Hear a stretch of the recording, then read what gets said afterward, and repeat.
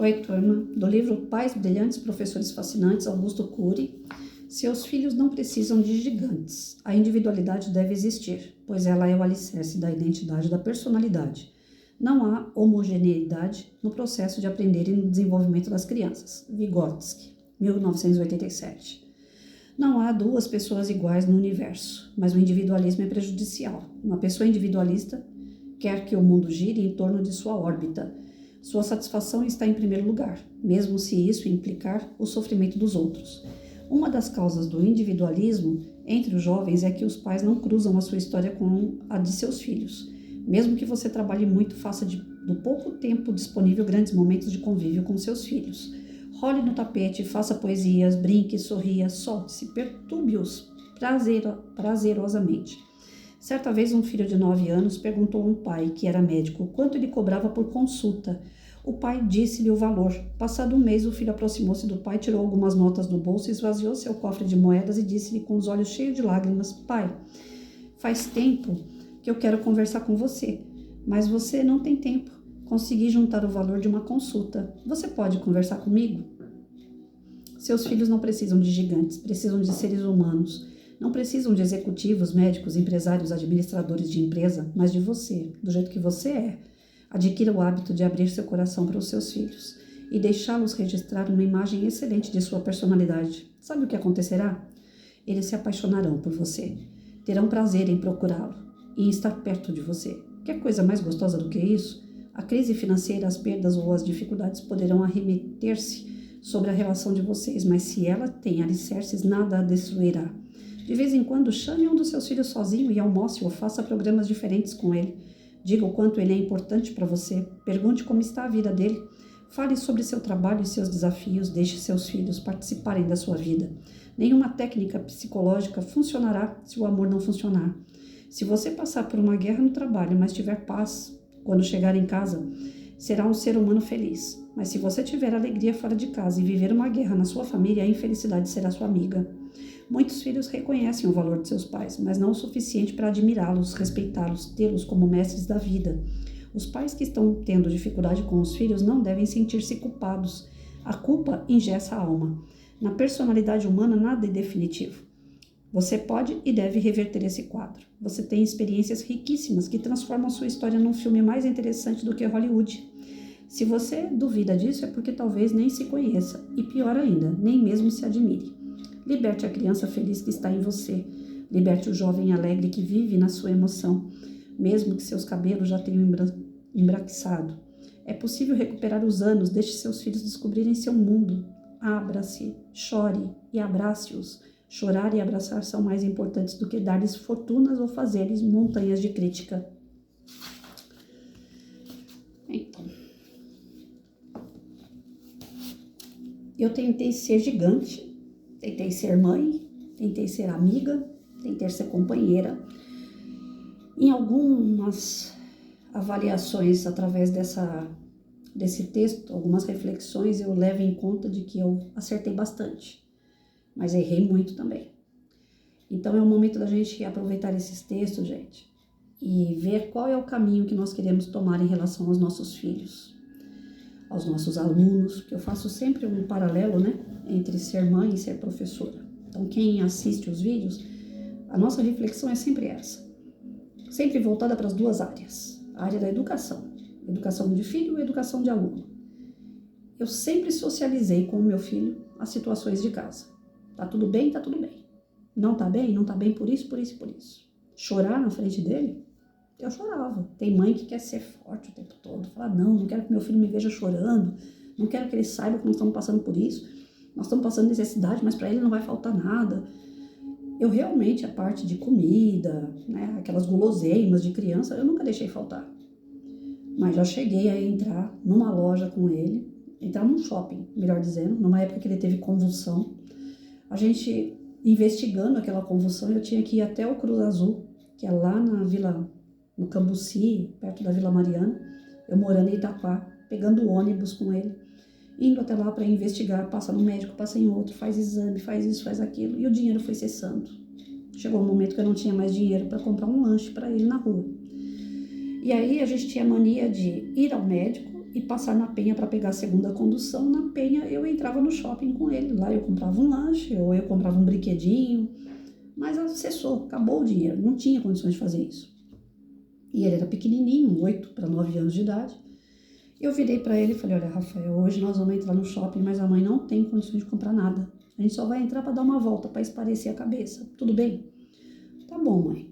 Aí nós entramos, andamos no shopping, até aí então tava tudo bem. Ele nunca fez manha pra mim, do tipo eu quero e tem que ser agora.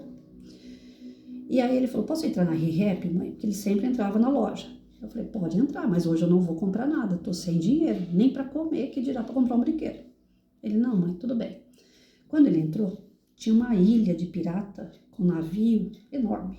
Era uma coisa enorme, era uma mesa cheia de brinquedo em cima.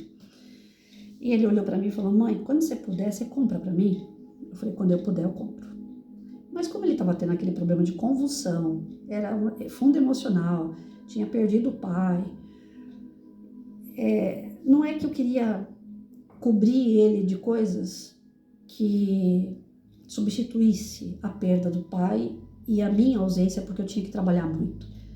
Mas eu falava, poxa, e se eu não der e ele ficar pior? Era uma coisa que era material, era um brinquedo. Mas se eu não desse aquilo, a sensação que eu tive é que ele podia ficar pior. E que talvez aquilo fosse a cura dele, fosse distrair a cabeça dele, fosse deixar ele feliz. E nessa intenção eu cheguei no gerente da ReHap, que já me conhecia, porque eu vivia dentro da loja. E falei para ele, olha, não tenho cheque, não tenho cartão, não tenho dinheiro. Mas o meu filho está tendo esse tipo de problema, eu não estou conseguindo descobrir o que é e pode piorar. É um brinquedo caríssimo, não é um Hot Wheels, um carrinho de R$5. É caro. Eu não sei como que eu posso pagar isso aqui. Porque eu não tenho dinheiro, não tenho onde tirar. Eu estou fazendo um monte de exame desse menino. Mas eu temo que se eu não der, ele fique pior.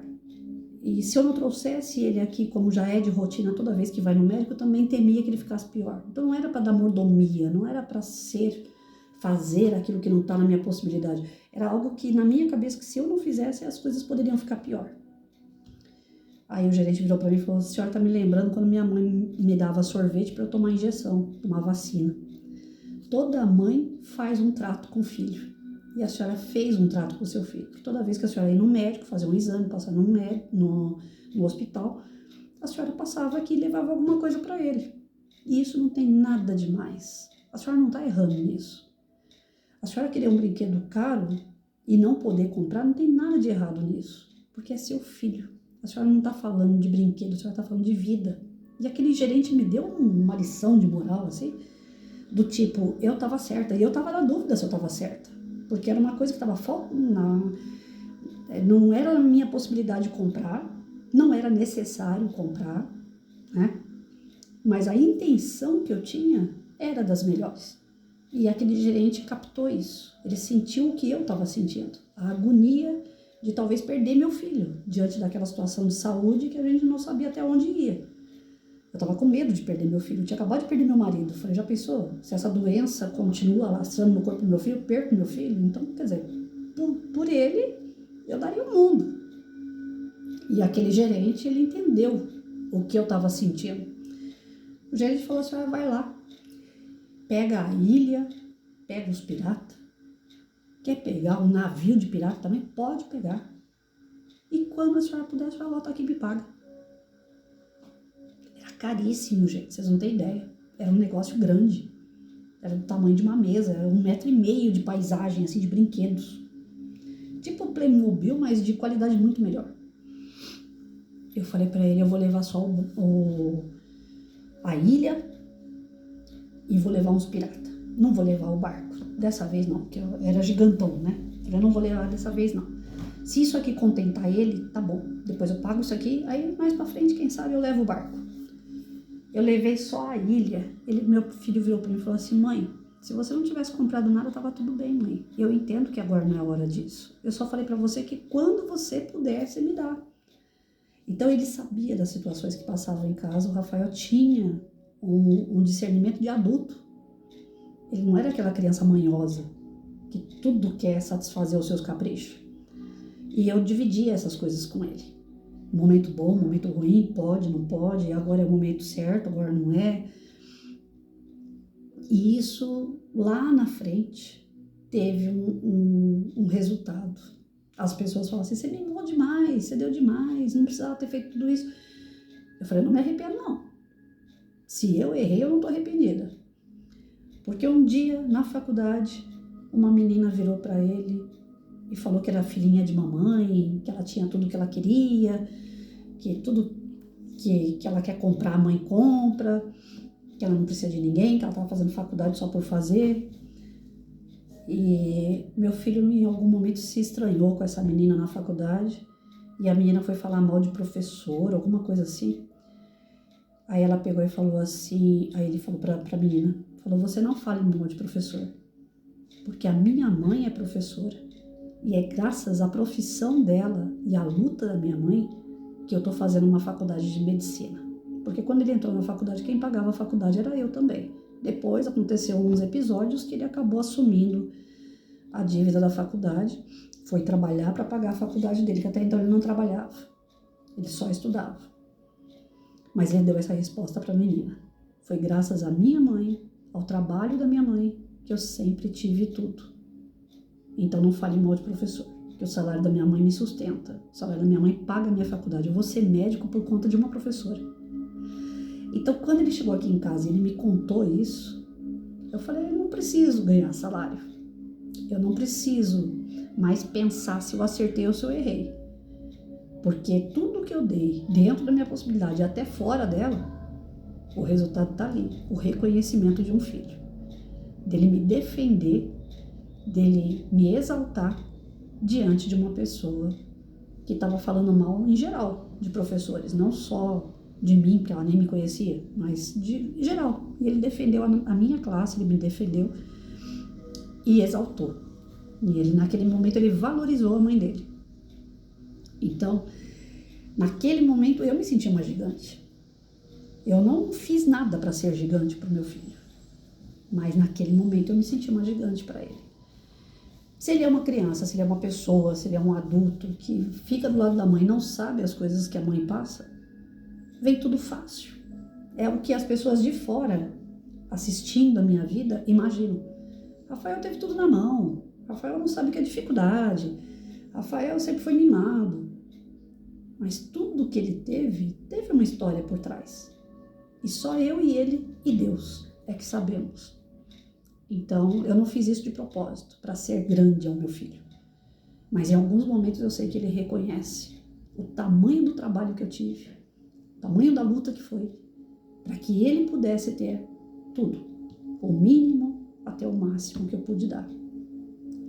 Então, faça isso aos seus filhos. Divida com eles os seus bons momentos e os seus maus momentos. Ele precisa entender o processo. Da onde que está vindo o leite, da onde que está vindo o Danone, da onde que está vindo o arroz e feijão de cada dia. Nós dois passamos uma situação, nós dois não, na época meu marido estava vivo, nós três. Passamos por uma situação para ter essa casa aqui, de comer arroz, feijão e ovo todos os dias. Graças a Deus, tem gente que só come o ovo, né? Tem gente que nem come. Mas nós passamos por um bom período comendo arroz, feijão e ovo. Eu chegava aqui para fazer eu tinha aula vaga na escola, que era próximo daqui, e eu deixava ele sozinho com Deus aqui em casa. O pai trabalhando, e eu pegava minhas aulas vagas e descia até em casa para ver como é que ele estava. Colocava os horários dele, de acordo com o Rá-Tim-Bum, de acordo com o Cocoricó que passava na TV Cultura, eu falava, agora é hora de tomar café, agora é hora de almoçar. E quando tinha horário vago que batia por horário de almoço, eu vinha aqui e fazia alguma coisa para ele. Ou na janta, era sempre arroz, feijão e ovo.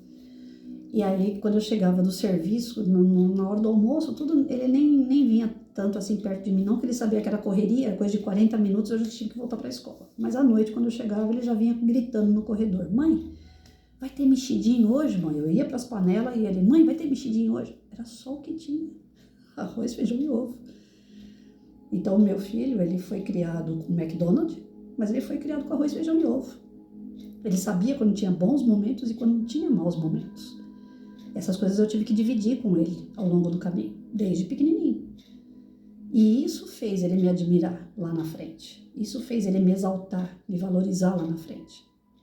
Do tipo, a minha mãe brigou por mim, a minha mãe lutou por mim. Nada caiu do céu. E ela não é menos porque ela é uma professora. É uma professora que está formando um médico.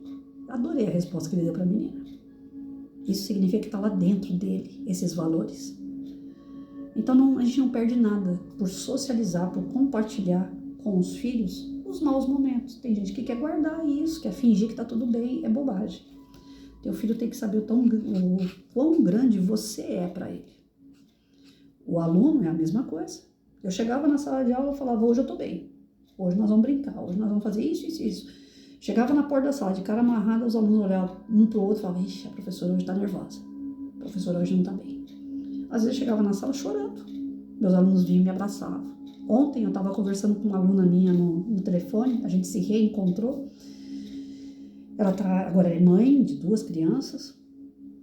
E quando ela era pequenininha, 7 anos, 7 para 8 anos, ela foi uma das primeiras a se alfabetizar, uma menina muito inteligente. Ela era evangélica na época. Eu cheguei na sala de aula uma vez chorando, não estava bem, sentei na minha mesa, falei para a criançada, hoje vocês vão estudar isso, isso, isso, coloquei na lousa e sentei. Não estava bem para dar aula, mas eu tinha que estar lá para ganhar o meu. E eu compartilhei isso com as crianças, falei, hoje a professora não está bem. Hoje eu não consigo dar uma aula para vocês. Então hoje nós vamos fazer exercício, revisão, texto. Hoje a aula vai ser mais ou menos porque a professora não está bem. E enquanto eu fazia a chamada, a lágrima descia. Essa menina já estava alfabetizada. Com a letrinha dela, ela fez uma cartinha para mim com meia dúzia de palavras. Ela colocou um provérbio, alguma coisa bíblico. Na hora que eu li aquilo, eu chorei ainda mais, mas eu fiquei bem. Foi um bálsamo, porque a menina me deu um banho. Aí eu abracei ela voltou pro lugar dela e eu comecei a enxergar aquela menina como se fosse uma pessoa madura. Ela entendia o meu sofrimento, ela entendia as situações que eu passava. Ela me ensinou a compartilhar ainda mais as coisas com as crianças. E daquele dia em diante nós pegamos assim vínculos entre eu e os meus alunos, entre a vida deles, entre eles. A gente tinha roda de conversa, a gente falava sobre coisas boas, coisas ruins. E quando você compartilha esses momentos com pessoas, você se engrandece, você se torna melhor, tanto aos olhos deles, como ao seu próprio olho, porque você fala, poxa, eu sou ser humano, eu tenho altos e baixos como qualquer outro.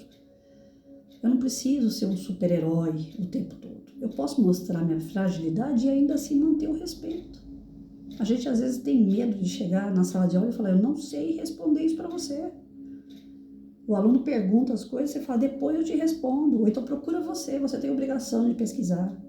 Porque a gente tem medo de falar, eu não sei. E nós às vezes não sabemos. E tá tudo certo não saber, que ninguém é o dono da verdade. Então é muito importante criar esses elos, esses vínculos de respeito, de compartilhar a sua situação com o próximo. Esse próximo pode ser o seu filho, esse próximo pode ser o seu aluno. Porque vai chegar um momento que eles também vão compartilhar com você, vai criar um elo, uma segurança, uma amizade, uma reciprocidade de carinho, de amor, de afeto e de responsabilidades. Porque você está passando para o outro, olha, até aqui eu consigo. Daqui em diante é você, porque eu não consigo. É importante que a gente coloque, né, a nossa fragilidade, às vezes, exposta. Já pensou chegar nesse ponto aqui, o filho ter que guardar dinheiro para pagar a hora do pai, para o pai conversar com ele? Eu tive um aluno que era esqueci o nome do menino, agora me deu um branco. Bom, enfim, eu tive um aluno na 8ª série que ele faltava pra caramba. Aí um dia eu chamei ele na minha mesa, ele era um menino viçoso, branquinho assim, a cara de anjo. Ele tinha um rosto muito bonito assim, um semblante bonito. Aí eu chamei ele na minha mesa uma vez e falei, vem cá, menina, por que você falta tanto? Aí ele falou, professora, eu vou te contar uma história. Eu tenho 16 anos, eu tenho carro, eu tenho moto, Eu viajo sem carta. Eu tenho curso de inglês, eu tenho curso disso, curso daquilo, curso. Ele estava na 8ª série, com 16 anos. Mas eu não tenho pai e mãe. O meu pai é médico, minha mãe é médica. Só que o pai era da área clínica e a mãe é da área da psicologia. E todos os dois não têm tempo para mim. Nós temos dinheiro, mas eu não tenho pai e mãe. Toda vez que eu chego perto do meu pai, ele fala quanto você quer. Toda vez que eu chego perto da minha mãe, ela fala que não tem tempo, que ela tem, o tempo que ela tem é para ela. Que ela tem que ir no cabeleireiro, que ela tem que fazer a unha, que ela tem que conversar com alguém da família que está precisando de ajuda, mas ela não enxerga que eu estou precisando dela. Até dinheiro para prostituta meu pai já me deu, com 16 anos, para eu poder me divertir e não ter que encher o saco dele. Sabe o que eu tô fazendo agora, professora? Eu tô faltando na escola assim, sabe por quê? Porque eu tô usando droga. Eu falei, mas menino, você sabe que é errado. Você tem conhecimento, você é um menino inteligente. Sei. Mas eu tô usando com força, professora. E além de tudo, tô traficando. Eu falei, mas você não precisa disso? Você tem dinheiro? Ele falou, eu sei. Sabe, a minha maior vontade, professora, é ficar preso. Ou então morrer. Porque aí meu pai e minha mãe vão ver que eu existo. Vocês sabem o que é escutar isso de um aluno de 16 anos? De uma criatura que tem tudo para dar certo. Inteligente, bonito, viçoso. E que tinha dinheiro. Se empenhasse em estudos, aquele menino tinha um futuro e tanto. Eu não tinha nem o que falar para ele. Sinceramente, eu fui pega assim. Falei para ele, eu não sei o que te dizer. Só sei que esse não é o caminho. Você tá pegando o caminho errado. Passado algum tempo, a diretora chama a gente lá para assinar aquele monte de atestado, quando é ensino médio, assim, Fundamental 2, eles não vão por sala. Eles jogam aquele monte de papel em cima de uma mesa e falam que é do 5º ano, que é do 6º, que é tal. Tinha aquele monte de papel para assinar, de atestado de aluno. Aí tinha um que me chamou a atenção na hora de assinar. Afastado por tempo indeterminado. Aí eu fui ler quem era o aluno, porque a gente assina tudo sem nem ver de que é um monte de atestado, tô falando de monte. E aquele me chamou a atenção que estava lá, indeterminado, por tempo indeterminado. Eu falei, quem é esse menino aqui? Não tô conseguindo entender a letra do médico aqui, quem é esse garoto? É um menino da 8ª série, que agora também não consigo lembrar o nome. Eu falei, mas o que aconteceu com esse menino que ele vai ficar por tempo indeterminado fora da escola? Foi atropelado, quebrou um osso, o que é? Não, ele teve uma overdose. Eu falei, meu Deus do céu. Ele bem que falou que ele ia fazer arte. E eu me senti culpada, porque eu sabia que aquilo ia acontecer e não fiz nada para evitar. Nas reuniões os pais não apareciam. Aí eu descobri que tinha uma prima dele que estava no 3º ano do ensino médio. E eu dava aula no 3º ano do ensino médio. O nome dela eu lembro, Lívia. Aí eu fui até a Lívia e falei, Lívia, o que aconteceu com o garoto? Aonde foi? Como é que ele tá? Onde ele tá? Eu fui enchendo de perguntas. Ela falou, olha, professora, a situação dele é a mesma. Ele usou droga, ele teve overdose, ele quase morreu, ele não conseguiu o que ele queria, que era morrer. Ele chamou a atenção dos pais só naquele momento, porque ele está numa ótima clínica, sendo paga pelos pais, mas os pais não vão nem visitar ele. Ou seja, não adiantou nada tudo aquilo que ele fez. E agora ele está sendo procurado pelos bandidos para ser morto, porque ele está devendo aos bandidos, pelo tráfico que ele estava fazendo. Então, o que os pais ainda vão fazer quando ele sair dessa clínica é mandar ele para o interior para morar lá com o tio, e agora que ele não vai ter mais pai e mãe mesmo, porque depois que ele for para lá, meu tio vai colocar ele para trabalhar e ele não volta mais. Eu falei, eu vou ter que ver esse menino. Aí meu marido sempre me puxando a orelha, Patrícia, não se mete, tem bandido enfiado no meio, não sei o quê. Não, eu vou atrás desse menino. Não quero saber se tem bandido, se não tem. Eu vou atrás desse menino. Aí me apontaram onde era a clínica, tudo. Eu não conseguia entrar nessa clínica, porque era só parente, era uma coisa muito fechada, ele estava pedindo de bandido, tinha medo, né, de pessoas estranhas entrarem na clínica, tinha todo um procedimento lá. Eu não consegui ver esse menino. Aí eu peguei e mandei uma carta para ele. Mas uma carta. Eu escrevi sem dó. E tudo que eu escrevia, eu repetia na minha escrita. Estava redundante. Tudo aquilo que eu escrevia, no fundo, só estava escrito assim, menino, eu quero você vivo. Aí, passado muito tempo, mas muito mesmo, quase no final do ano, a Lívia veio para mim com a notícia que ele tinha ido para o interior, que ele estava bem, que ele estava na casa de um tio, que era rígido, duro, disciplinador, e que ele não estava mais fazendo nada de errado, e que ele tinha me devolvido aquela carta de meses. Eu tinha mandado e ele não respondeu, ficou meses sem responder. Aí ele pegou e mandou para mim uma carta em resposta. Ele escreveu: obrigado, a senhora foi a única que me enxergou. E agora eu encontrei uma pessoa que está me colocando no caminho porque me vê, porque me enxerga. Então tudo que eu fiz foi errado, mas acabou dando certo. Eu não quero mais me matar. Eu quero viver. E todos os dias eu lembro da sua carta. E ela me ajuda a viver. Então é isso. É importante, às vezes, a gente se envolver nos problemas dos nossos alunos, estar atento aos problemas dos nossos filhos e vice-versa. É recíproco. Isso a gente desenvolve a reciprocidade. A gente ser humano. E não deixar de lado. Então, os pais que acham que pode cobrir os seus filhos de ouro e não cobrir de amor, estão pelo caminho errado. Caminho totalmente errado. Meu pai sempre falava para mim assim: Patrícia, eu gostaria de morar embaixo da ponte e ter a felicidade de ter uma família unida do que morar nesse palácio. Porque meu pai não é que é palácio, né? Mas o meu pai construiu uma casa e tanto. Mas vivia brigando com a minha mãe, tinha problema de separação, teve um tempo que eles se separavam, voltavam, então era um inferno. E meu pai vivia falando pra mim: eu preferia morar embaixo de uma ponte e ter a união da nossa família do que morar nesse palácio e viver nesse pé de guerra. Então não é o ouro que você distribui ao seu filho, ao seu aluno, a parte material que vai suprir essa parte do emocional, do amor. Então, você não precisa ser um cara que tem tudo, que faz tudo. Seja humano. Compartilhe com teu filho, com teu aluno as suas fraquezas. Mas esteja perto. Esteja atento a eles. Que eles saibam que ele pode contar com você. Assim como você também pode contar com eles.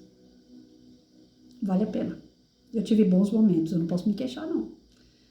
Eu tive bastante ensinamento sobre isso. Eu tive bastante vivência, bastante experiência. E foram, assim, extraordinárias, gente. É coisa que você guarda pro resto da vida. Pra gente que é adulto em relação aos pequenos, imagine então o que a gente deixa nos pequenos, né? Vamos lá. Vamos ser presentes e não dar presentes.